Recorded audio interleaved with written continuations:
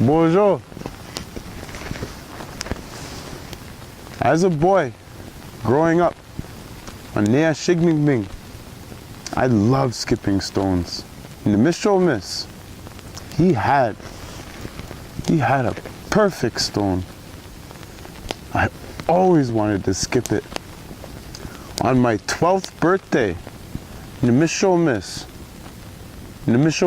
told me the story of that stone. Before I was born, my entire family was forced to move. And where the Miss had to move from, he left a stone and picked up this one. It was its partner stone. He left that other stone as a promise. It was the Miss's promise that he would return. I decided that I was going to go there, that I was going to go find that stone. One summer day, without it telling anybody, I took one of those chimans, the canoes, and I paddled, and I paddled, and I paddled in a circle. I paddled for 3 days. 3 days is how long it took me to get to the north shore of Owen Sound. I went to the exact place the Miss told me that that village was. And I looked. I didn't find anything. So I walked along the shore and I picked up a bunch of stones and I started skipping them. And then I noticed something. Somebody on the other side of the river was skipping stones back, and those ripples began to bleed together. I saw on the other side, there was a boy. We kept skipping stones for a little while, and then we decided to wade into the river. When we met in the river, the sky became completely dark.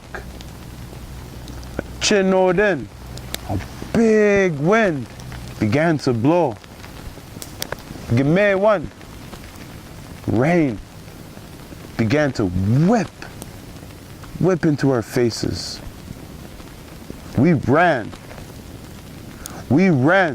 to a group of Gijikatik, a group of cedar trees. We ran into the hollow of one of those trees, underneath the branches, and we fell asleep. We had the same dream. We dreamed this dream.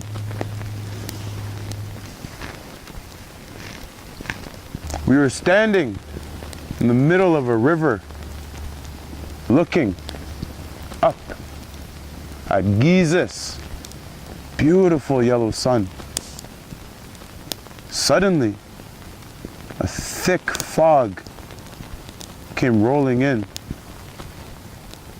It was so thick that we couldn't see each other anymore. I felt completely alone. And then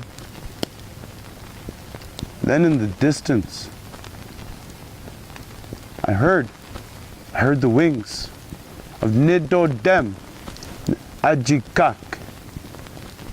I heard the wings of my clan, the crane. And they were flapping. And I followed the sound. I followed the sound. And I reached for it. And I felt that other boy's hand.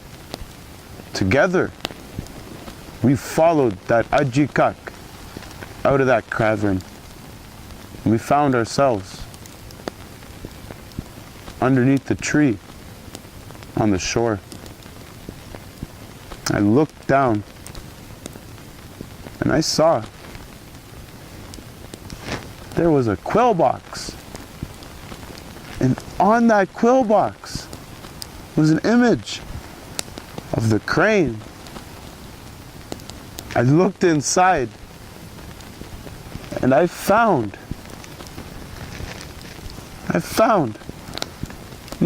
Mrs. Stone. I picked it up. I put it in my pocket and I left.